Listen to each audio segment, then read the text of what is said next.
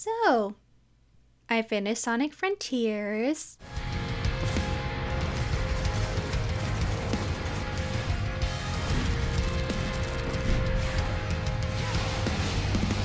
Okay, so this is probably going to be a quick video, but I want to talk about my thoughts on Sonic Frontiers.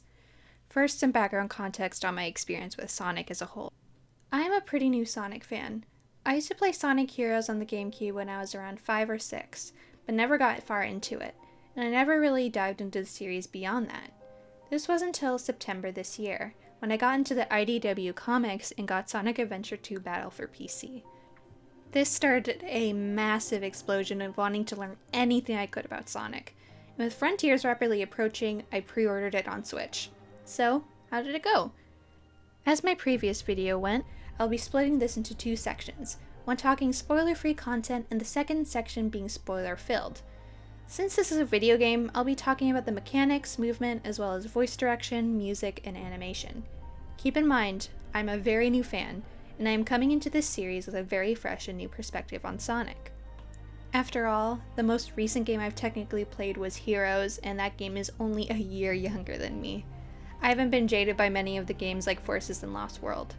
Keep in mind that because I didn't play a lot of the modern games, my only main frame of gameplay reference is Adventure 2, where I will be making most of my game comparisons.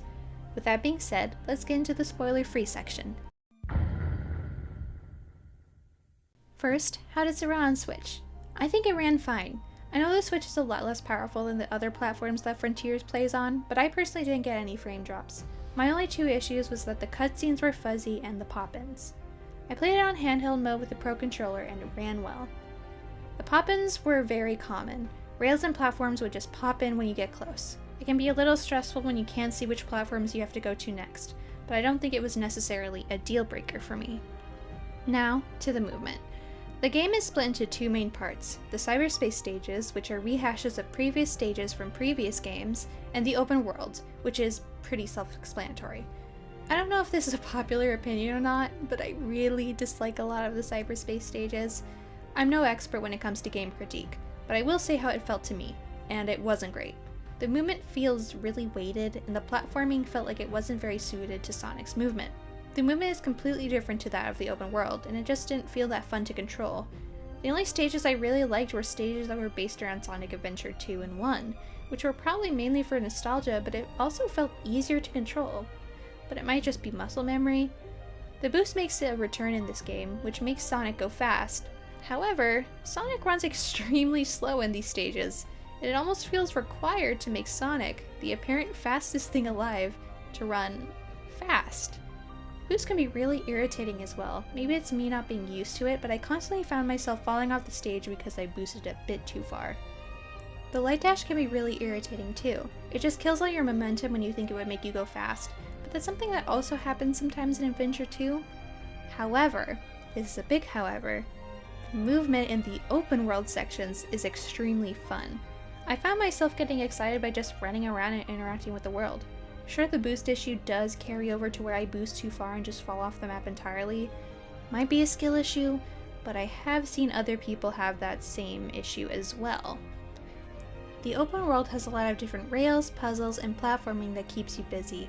I found myself getting easily distracted by new things in my path to explore.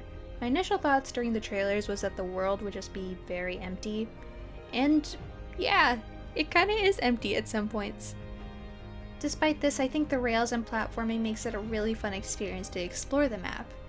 Throughout the game, you can solve puzzles that fill the map and unlock rails that you can zoom across and get to places faster. It can be a little stressful if you don't want to explore as much and just want to get to the story. If you don't find the puzzles that unlock these rails, it can be a real hassle to get across the terrain, especially on a very specific island. Overall, I think this open world approach is really fun to mess around with. It can be a little stressful at points to navigate the island, but I still had a lot of fun running around and exploring. Oh yeah, there's combat. So combat is pretty simple in this game. You can parry, attack, sidestep, but once you get the drop on the enemy, it can very easily feel like a button mash to win. You can mix combos together which makes higher damage, but other than that, it's pretty basic. Sadly, this means that even boss battles feel a little bit bland sometimes. I personally don't mind basic combat though. I feel cool while doing it, and for me, looking or feeling cool in a Sonic game is a huge factor for me. In general, basic combat, but it's still fun. I like it. I really love the open world music. The boss music is amazing. Stream Undefeatable, that is my favorite song by far right now. A lot of the tracks in cyberspace fell a little bit flat for me. There's quite a few bangers though. It's probably a genre preference, but there was at least one track that was dubstep, I think, but it really grated on my ears. Sadly, there aren't many songs that I remember. I'll probably listen to the OST more though. I guess I was a little bit disappointed in the music department. With other Sonic games, even ones where I just watch playthroughs, there were specific tracks that made me pause and search the name of the song so I could just listen to it. I never had that drive to listen to anything from Frontiers myself, excluding Undefeatable. Maybe I was spoiled on Crush 40 when I was growing up? I don't know. Good OST, not feeling too strongly negative or positive about it. It has great boss themes though. I don't know what you'd expect from a Sonic game. They usually have great music. Okay, so the main reason I wanted to talk about this game was the voice acting, characterization, and writing. I'll get into the main story beats at the spoiler section, but I will just talk about the general nature of the writing here. People are a little bit mixed on the voice direction in this game from what I've seen. Because the story is a bit somber in tone, the voice acting itself is much more down to earth than previous Sonic entries. The game is clearly going for these characters being more grown up and mature, and each of the characters' voices reflect that. Roger Craig Smith, the current voice for Sonic in the main games, already has the fanbase divided on his vocal performance, but he really brings a different take to the character here that a lot of people are mixed on. Sonic's voice is a lot deeper than it was before. You tracked the Chaos Emeralds here, right? Let's find out what drew them here. I personally really like it. He's becoming more of a seasoned hero. He's still fun-loving and a bit snarky, but he cares about his friends and has a lot of emotional insight. Sonic over the past few games has had his sarcasm turned up to an 11, and not in a good way. He would often just be so sarcastic that he would just be a jerk, even to his friends. Sadly, I think that's why people dislike Roger's take on Sonic so much. I think Roger is an amazing Sonic voice, it's just the writing does him a disservice. Thankfully, in my opinion, Sonic is written a lot better here, and Roger going into his lower register really aids the writing. I won't talk too much on the other voices as much as Sonic, since he's usually a huge point of discussion when it comes to voice acting in Sonic games. I also don't want people going in the comments like, oh, this actor sucks, I liked, so-and-so better. It's like, come on. Everyone brought a different take to Sonic on the table, and they're all great in my opinion. I know people really have strong opinions on the Sonic voice actors, just don't bring that here. We love them all equally here. Anyways, tangent aside, Amy sounds good. I like how she's a lot more down to earth in this one. Knuckles sounds great. Love his vocal direction in this one as well. Pikmin sounds really good too. He's a lot more toned down than his usual cartoony performance, but I think it works well for the tone of the game. Tails, my boy, my favorite, sounds pretty much the same. Colleen killing it as always. Love her. Her Tails voice is adorable and great and perfect and it's so cute and... I'm sorry. I'm getting off track. Anyways. My personal main highlight in the writing is the character interaction. When I found out Ian Flynn, who works on the IDW comics, was writing this game, I knew it would be a huge strength in the dialogue department. The way that Sonic and his friends interact feels very natural and in character, and I realized that might be a low bar, but it's where the bar has been for a long time when it comes to characterization. Heck, Sonic Forces massacred my boys, Sonic and Tails, so badly. It was nice to see my faves acting like themselves again, while still being unique and fresh takes on the characters and more mature. I have mixed thoughts on the overarching story, but I'll get to that in a second. I'm just happy that each of the characters had their own mini arcs and grew at the end. It's just nice to see these characters moving forward in a direction after being so emotionally stagnant for so long. On top of that, I thought the character animation was pretty good, mainly when it came to the cutscenes. All the characters were really expressive with their movements and facial expressions, which is like, wow, I know, the bars on the floor, they moved their faces and moved their hands around, but then there's been a long time of bland cutscenes. It was nice to see the movements match the energy. Sometimes the cutscenes cut in weird ways though, sometimes they cut to different shots in random places. Not necessarily a huge fan of that direction, but it wasn't something that was egregious for me personally. Okay, we're about to get into spoiler territory, so click away if you don't want that. Alright, I'm going to start with the things I like in the story and the writing. As I mentioned in the previous section, each of the main characters have their own mini arcs. Heck, even Eggman has an arc throughout the story. The hugest impact for me story-wise was Knuckles, Amy's, and Tails' arc. All three of them expressed wanting to go their own way. Knuckles wanting to explore the world and go on his own adventures after protecting the Master Emerald for so long. Amy wanting to share her love with the world and separate from Sonic to do her own thing. And Tails wanting to be a hero and have his own adventures, being more independent from Sonic. The last one made me especially emotional. Seeing Tails growing into his own and Sonic being supportive of his growth was bittersweet. I love seeing this duo, but I love the character direction as well.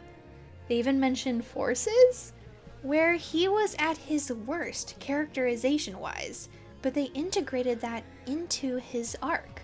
Where after the events of Forces, Tails feels insecure and feels like he's a burden to Sonic, and worries that he's quote-unquote inconsistent. I know I spent way longer talking about Tails than the rest of them, but what could I say? He's my favorite. I love him. I'm sorry. As I mentioned before, even Eggman goes through an arc. As we find out in the game, the quote-unquote main antagonist is Sage, this mysterious young girl who is actually an AI created by Eggman. He eventually grows fond of her and treats her like a daughter. Seeing Eggman take on this fatherly role was unexpected, and it was really nice to see him care about someone besides himself. In the optional egg memos you get from fishing, he even wonders if Sage and Maria were similar. That totally didn't get me super excited, because a Maria mention in our Lord and Savior 2022 in my Sonic game? I need shadow content, like good shadow content now, please. I am begging. Oh my god. Okay, anyways, that's one of the things I liked about Frontiers as well. It often calls back to different games, which mentions Sonic 3 and Knuckles, Adventure 1 and 2, Unleashed, and even Forces, as I mentioned before. Sonic even mentions Tangle and Styx? Characters from IDW and Boom? Is IDW canon now? Oh my god. Sorry, I'm totally nerding out. But I was literally bouncing off the walls in excitement, even at these silly little mentions. Totally nerdy.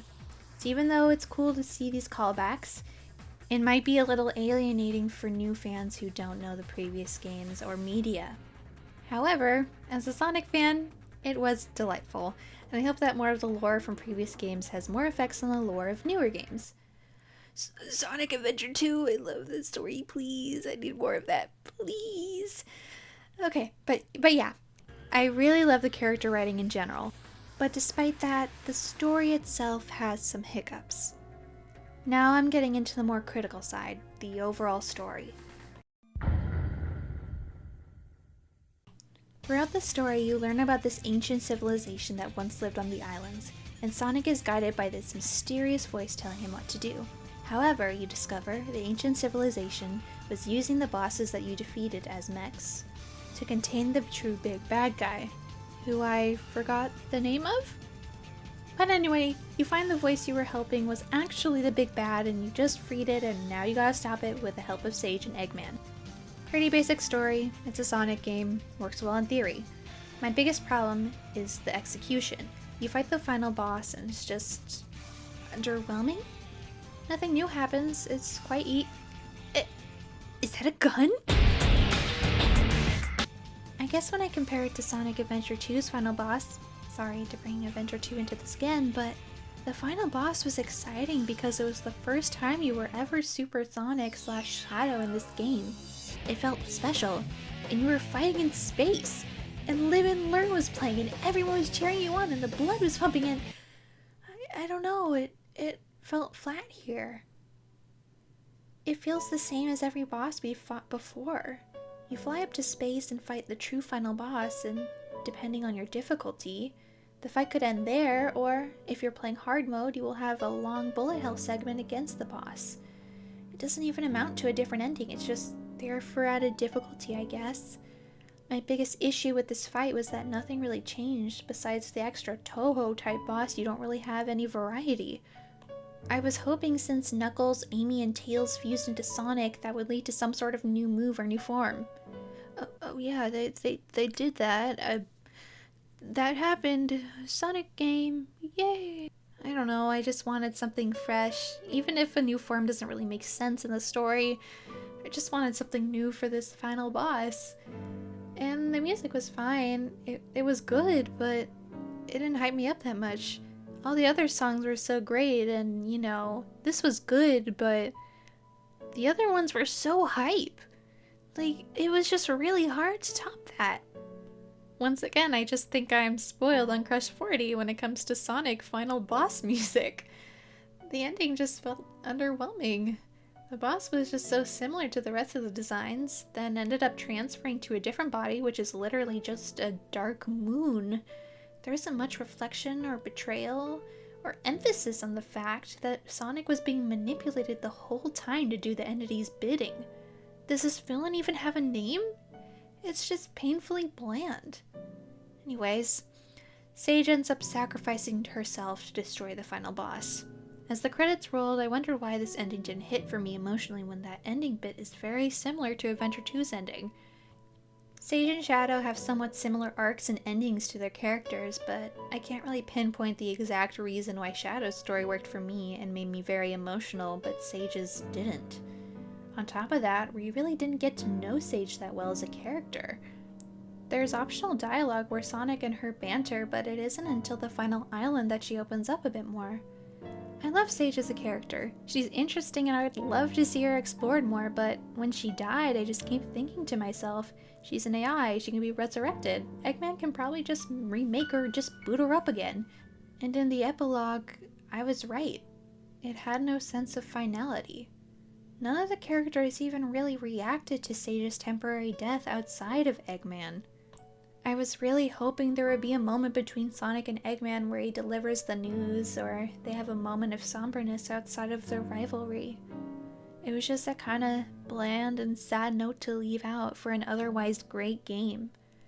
This game started with a bang and ended in a sputter. I hate to leave it on that note, because I like this game. I just was really sad it turned out that way.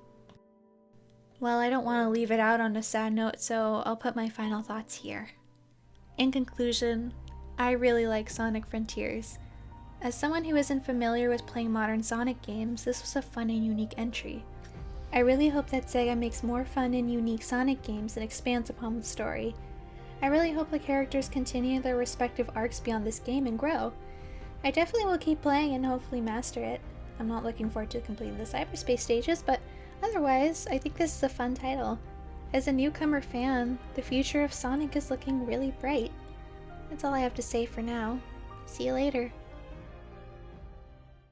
Hi y'all. I'm not sure if you noticed, but I've been rebranding a little bit. I have a new mascot, and this is my first new and much bigger project than I thought. I wrote this script pretty quickly. I just wanted to get my thoughts out there, and I don't know how well this is gonna do, but I wanted to try something new, and I hope you guys like it. I'd love to hear your thoughts. Yeah, thank you for watching. Woohoo!